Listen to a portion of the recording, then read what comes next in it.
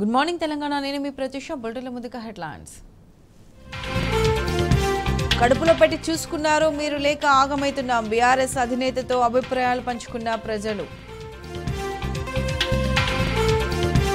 నేడు నిరుద్యోగుల టీజీపీఎస్సీ ముట్టడికి పిలుపు. ఎక్కడికెక్కడ ముందస్తు అరెస్టులు చేస్తున్న పోలీసులు. జనగామలో తెలంగాణ తల్లి విగ్రహం తొలగించేందుకు కాంగ్రెస్ కుట్ర.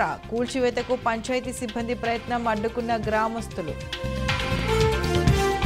కేకే రాజీనామాతో పార్టీ మారిన ఎమ్మెల్యేలకు చిక్కులు. పార్టీ ఫిరాయింపులపై కాంగ్రెస్ క్యాడర్లో వ్యతిరేకత. టీ20 ఛాంపియన్ కు ఘన స్వాగతం. జనసంద్రమైన ముంబై మైరన్ డ్రైవ్.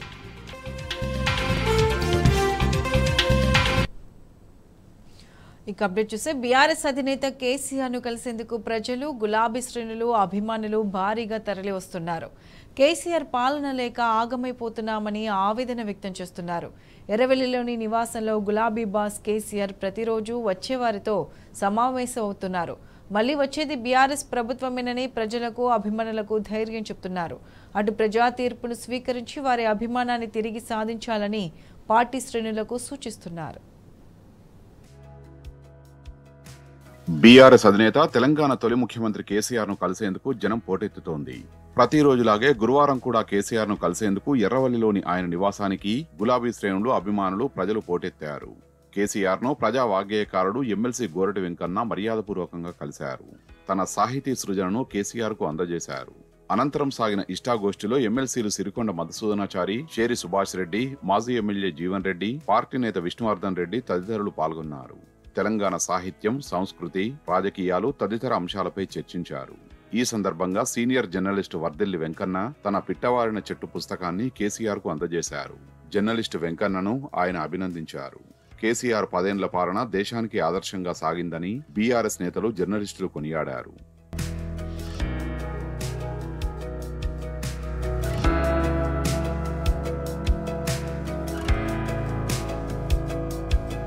ప్రజా సంక్షేమం కోసం కొనసాగే నిరంతర ప్రక్రియ రాజకీయమని బీఆర్ఎస్ అధినేత కేసీఆర్ అన్నారు.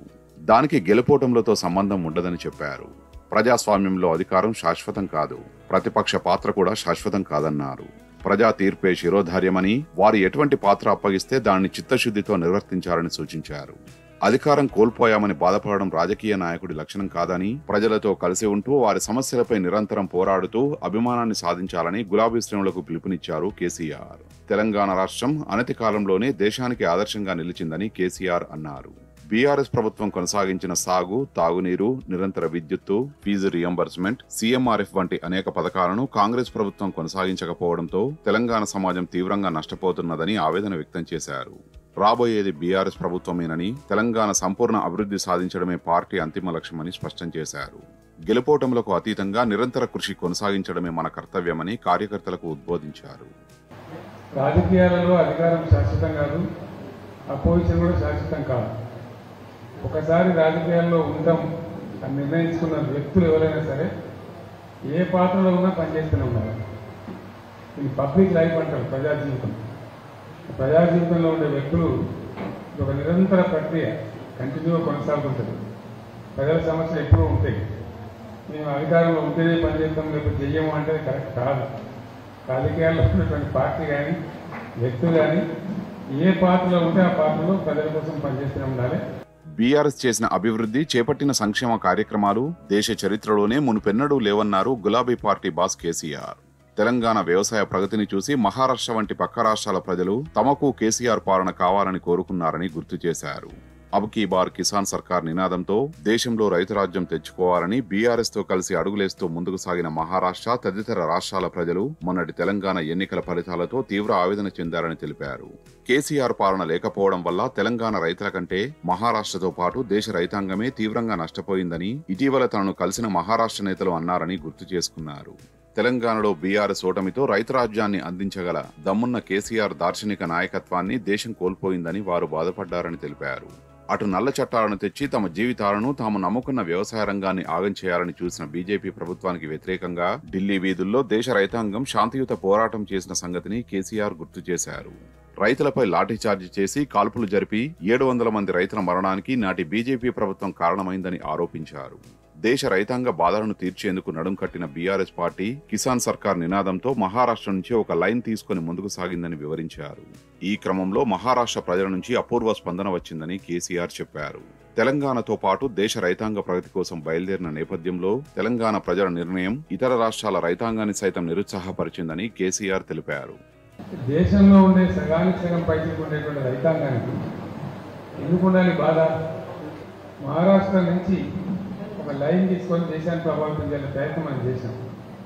నిన్న ఒక 2-3 రైతులు వచ్చిన నాయకులు పెద్ద పెద్ద వాళ్ళు ఎక్స్ఎమ్మెల్యేస్ వాళ్ళు కూడా మహారాష్ట్రలో వాళ్ళు ఒకటే మాట అన్నారు, సార్ తెలంగాణ వాళ్ళు మిమ్మల్ని విడిచిపెట్టి ఎట్లాగో నష్టపోయినారు, కానీ అంతకన్నా ఎక్కువ నష్టం మా మహారాష్ట్రకు జరిగింది సార్ అంటే బాధపడుతున్నారు. ఇక్కడ మీరు తెలుసుకుంటే మీరు వచ్చుంటే బ్రహ్మాండంగా అసలు కథ వేరుండేది, పరిస్థితే వేరుండేది. అనవసరంగా ఇది ఒక దెబ్బతిపోయిందని చెప్పి 4-3-4 సంవత్సరాల టైం పోయిందని చెప్పి వాళ్ళు బాధపడతాం. ఇది జరుగుతూ ఉంటుంది. రాజకీయం తర్వాత టెంప్ట్ అయిపోయి ఇదైపోయి అదైపోయి కొన్ని అత్యాచారాలు పోయి కొన్ని ఇంకేమో వాడేమనుకుంటారేమో అని నానా రకాలుగా జరుగుతుంటుంది. ఇబ్బంది లేదు.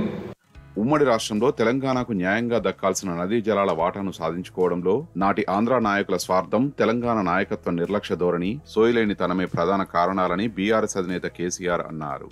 ఫలితంగా తెలంగాణ రైతాంగానికి దశాబ్దాల పాటు నష్టం వాటిల్లిందని చెప్పారు. విద్యుత్తు, వ్యవసాయ రంగంలో ద్రోహాలను పసిగట్టడంలో నాటి నాయకత్వ చైతన్య రాహిత్యం రైతాంగానికి తీరని శాపంగా మారిందన్నారు.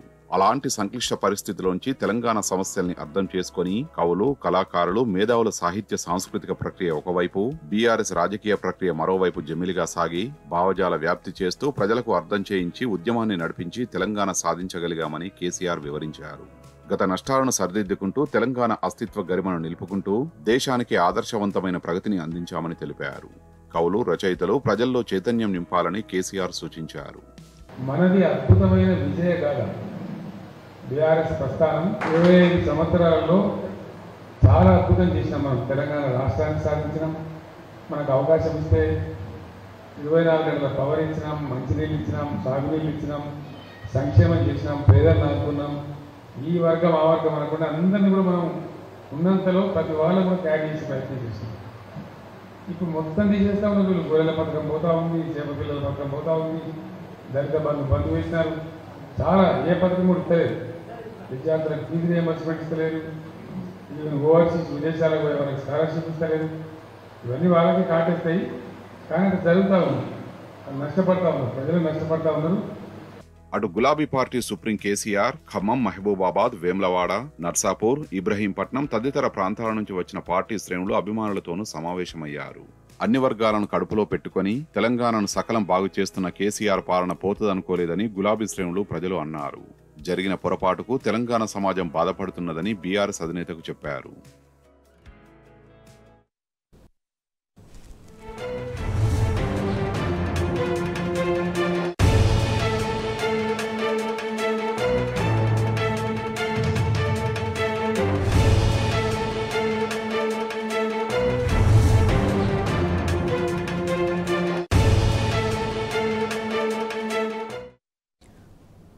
రాష్ట్రంలో నిరుద్యోగ యువత పోరుబాట పట్టింది. నేడు టీజీపీఎస్సీ ముట్టడికి తెలంగాణ నిరుద్యోగ జేఏసీ పిలుపునిచ్చింది. 30 లక్షల మందితో నిరుద్యోగుల మార్చ్ నిర్వహిస్తున్నట్లు జేఏసీ ప్రకటించింది. మరోవైపు నిరసనలపై సర్కారు ఉక్కుపాదం మోపుతూ ఎక్కడికక్కడ ముందస్తు అరెస్టులు చేస్తుంది. దీంతో ప్రభుత్వం దిగొచ్చేదాకా వెనుకడుగు వేసేది లేదంటూ నిరుద్యోగులు హెచ్చరిస్తున్నారు.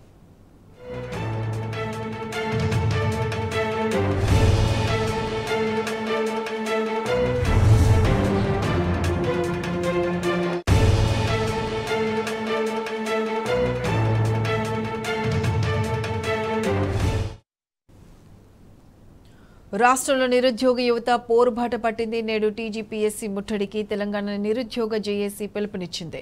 30 లక్షల మందితో నిరుద్యోగుల మార్చ్ నిర్వహిస్తున్నట్లు జేఏసీ ప్రకటించింది. మరోవైపు నిరసనలపై సర్కారు ఉక్కుపాదం మోపుతూ ఎక్కడికక్కడ ముందస్తు అరెస్టులు చేస్తుంది. దీంతో ప్రభుత్వం దిగొచ్చేదాకా వెనుకడుగు వేసేది లేదంటూ నిరుద్యోగులు హెచ్చరిస్తున్నారు.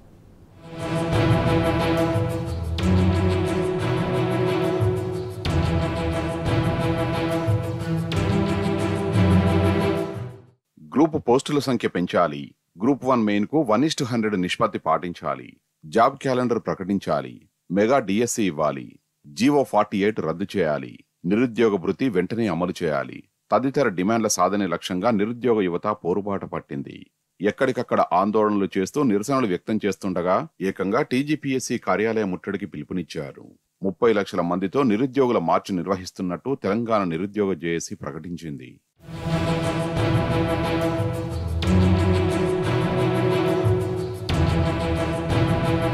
గత ఎన్నికల్లో ఇచ్చిన హామీలను తుంగలో తొక్కిన కాంగ్రెస్ ప్రభుత్వానికి వ్యతిరేకంగా నిరుద్యోగులు కదం తొక్కుతున్నారు. నిరుద్యోగుల మార్చ్, టీజీపీఎస్సీ ముట్టడి కార్యక్రమాల్లో పాల్గొనడానికి నిరుద్యోగులు స్వచ్ఛందంగా తరలిరావడానికి సిద్ధంగా ఉన్నట్లు ప్రకటించారు.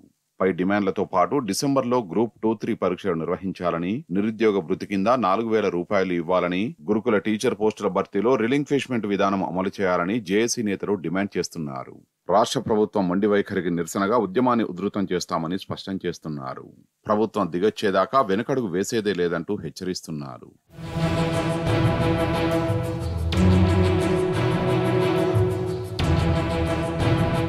కార్యక్రమంపై సోషల్ మీడియా వేదికల్లో వేలాది పోస్టులు దర్శనమిస్తున్నాయి. ప్రతిపక్షాల సంపూర్ణ మద్దతు, నిరుద్యోగులకు ఇచ్చిన వాగ్దానాన్ని నెరవేర్చేంత వరకు వారి పక్షాన నిలబడి ఉద్యమానికి బాసటగా నిలుస్తామని ప్రతిపక్షాలు ప్రకటించాయి. ఇప్పటికే నిరుద్యోగుల ఉద్యమానికి బీఆర్ఎస్ సంపూర్ణ మద్దతు ప్రకటించింది.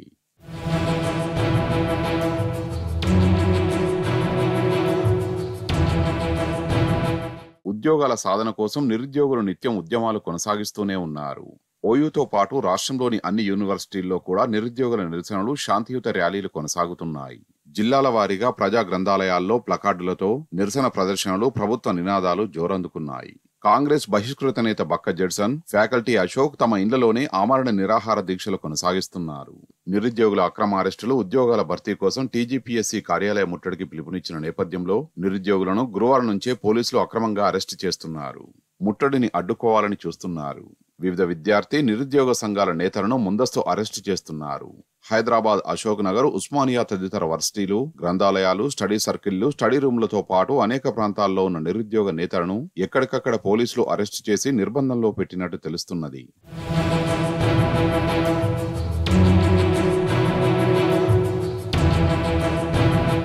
నిరుద్యోగ మార్చును విఫలం చేసేందుకు ప్రభుత్వం విశ్వ ప్రయత్నాలు చేస్తున్నది. నిరుద్యోగ యువతను ఎక్కడికక్కడ కట్టడి చేస్తున్నది. వారిండ్లపై పోలీసులు నిఘా పెట్టారు. వాహనాలు అందుబాటులో లేకుండా ఆంక్షలు విధిస్తున్నది.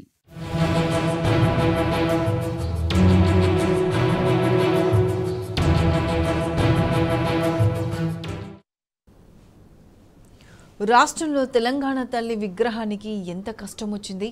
పాలకుర్తి నియోజకవర్గంలో తెలంగాణ తల్లి విగ్రహాన్ని తొలగించేందుకు కాంగ్రెస్ పెద్దలు విఫలయత్నం చేశారు. స్థానికులు అడ్డుచెప్పి జై తెలంగాణ నినాదాలతో మార్మోగించడంతో తెలంగాణ తల్లి కూల్చివేత ప్రయత్నాన్ని అధికారులు విరమించుకున్నారు.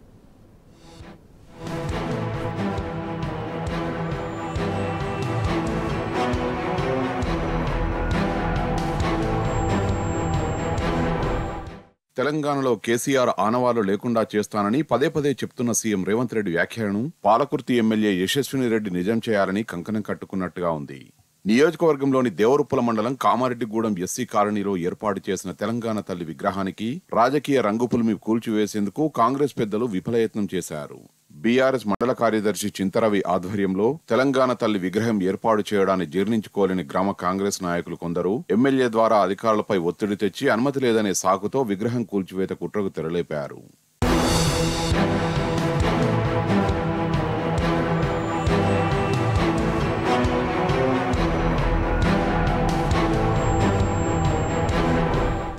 ఎమ్మెల్యే యశస్విని రెడ్డి, ఆమె అత్త, నియోజకవర్గ ఇన్ఛార్జి అయిన ఝాన్సీ రెడ్డి, మండల అధికారులు కలిసి పోలీసులపై ఒత్తిడి తెచ్చారు. దీంతో విగ్రహం కూల్చివేతలకు పంచాయతీ సిబ్బంది సిద్ధపడ్డారు. ప్రారంభానికి సిద్ధంగా ఉన్న తెలంగాణ తల్లి విగ్రహం అడుగుభాగాన్ని పెగిలించేందుకు పంచాయతీ సిబ్బంది చేసిన ప్రయత్నాన్ని స్థానిక మహిళలు అడ్డుకున్నారు. తెలంగాణ తల్లి విగ్రహంతో రాజకీయాలు తగవని, కూల్చివేత ఆపాలని గొడవకు దిగడంతో ఎట్టకేలకు కూల్చివేత ప్రయత్నాన్ని అధికారులు విరమించుకున్నారు.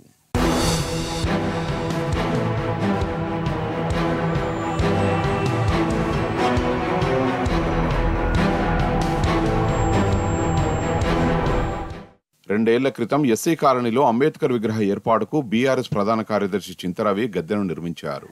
కాలనీకి చెందిన కొందరు వ్యతిరేకించడంతో అంబేద్కర్ విగ్రహాన్ని కామారెడ్డిగూడెం జాతీయ రహదారి పక్కన నెలకొల్పారు. అప్పటి మంత్రి ఎర్రబెల్లి ఆర్థిక సహాయం అందించి విగ్రహాన్ని ప్రారంభించారు. దీంతో ఎస్సీ కాలనీలో వృధాగా ఉన్న గద్దెకు గులాబీ రంగు వేసి దాతల సాయంతో తెలంగాణ తల్లి విగ్రహం ఏర్పాటు చేయడంతో వివాదం మొదలైంది. తెలంగాణ తల్లి అందరిది అని గద్దెకి వేసిన గులాబీ రంగును మార్చుతానని చింతరావి అభ్యర్థించినా ఫలితం లేకుండా పోయింది. పార్టీలకు అతీతంగా ఎమ్మెల్యేతో విగ్రహాన్ని ప్రారంభిద్దామని చెప్పినా కాంగ్రెస్ నాయకులు వినిపించుకోలేదని చెప్తున్నారు. గద్దెతో పాటు విగ్రహానికి కప్పిన గులాబీ రంగు వస్త్రాన్ని సైతం మార్చినా కాంగ్రెస్ నాయకులు పట్టువీడలేదు.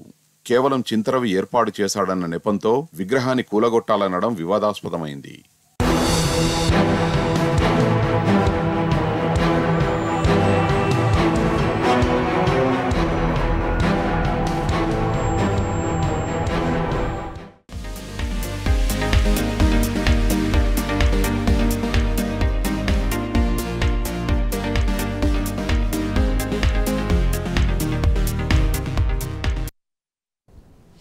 ఐసీసీ టీ20 ప్రపంచ కప్ను గెలుచుకున్న భారత జట్టు 6 రోజుల విరామం తర్వాత స్వదేశానికి చేరుకుంది. టీమిండియాకు ఢిల్లీ నుంచి ముంబై దాకా అడుగడుగునా ఘన స్వాగతం లభించింది. వర్షాన్ని సైతం లెక్క చేయకుండా టీ20 వరల్డ్ కప్ సాధించిన టీమిండియాను అభినందించేందుకు అభిమానులు తరలివచ్చారు. నారిమన్ పాయింట్ 2 వాఖండే స్టేడియం జైహో ఇండియా నినాదాలు హోరెత్తిస్తుంటే ఆ ప్రాంతమంతా మోతమోగిపోయింది.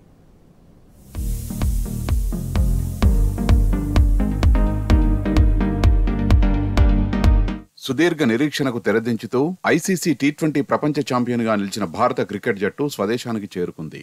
13 ఏళ్ల తర్వాత ప్రపంచ కప్ ట్రోఫీని ముద్దాడి స్వదేశానికి తిరిగొచ్చిన టీమిండియాకు ఢిల్లీ నుంచి ముంబై దాకా అడుగడుగునా ఘన స్వాగతం లభించింది. ఢిల్లీలో ప్రధాని నరేంద్ర మోదీతో సమావేశమైన అనంతరం ముంబైలో విజయోత్సవ ర్యాలీ నిర్వహించారు. ఇండియా ఇండియా అంటూ అభిమానులు చేసిన విజయ నినాదాలకు అరేబియా సంద్రపు అలలహోరు మూగబోయింది. జైత్రయాత్ర ముగిశాక బీసీసీఐ మెన్ ఇన్ బ్లూకు వాంఖడే స్టేడియంలో 36,000 అభిమానుల సమక్షంలో ఘనంగా సత్కరించింది.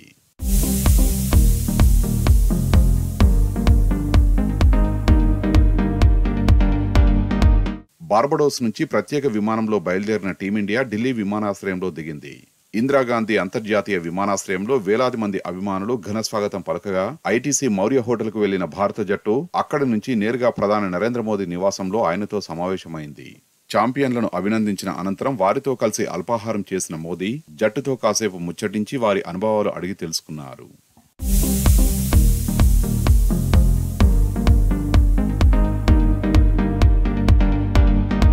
ముంబైకి చేరిన భారత జట్టుకు అపూర్వ స్వాగతం లభించింది. ముంబై ఎయిర్పోర్టులో వాటర్ కేనన్లతో సెల్యూట్ చేయించారు ఎయిర్పోర్టు అధికారులు. అరేబియా సముద్రాన్ని తలదన్నేలా కదిలివచ్చిన జనసంద్రం నడుమ ప్రత్యేకంగా రూపొందించిన ఓపెన్ టాప్ బస్సులో రోహిత్ సేన విక్టరీ పరేడ్ కొనసాగింది. ఆటగాళ్లకు అడుగడుగునా జనం నీరాజనాలు పలికారు.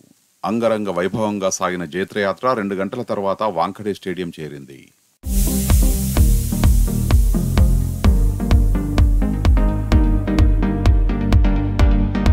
వాంఖడే స్టేడియంలో భారత జట్టును బీసీసీఐ ఘనంగా సత్కరించింది. బీసీసీఐ అధ్యక్షుడు రోజర్ బిన్నీ, సెక్రటరీ జైషా, ఉపాధ్యక్షుడు రాజీవ్ శుక్లా భారత జట్టుకు 125 కోట్ల ప్రైజ్ మనీ చెక్ ను అందజేశారు. అభిమానుల కేరింతల నడుమ ఆటగాళ్లంతా కృతజ్ఞతలు చెబుతూ స్టేడియం అంతా కలియదిరిగారు. తమ ప్రపంచ కప్ అనుభవాలను captain Rohit Sharma, Virat Kohli, Bumrah, chief coach Rahul Dravid అభిమానులతో పంచుకున్నారు. తమకు మద్దతు పలికేందుకు వేలాదిగా తరలివచ్చిన అభిమానులకు కృతజ్ఞతలు తెలిపారు.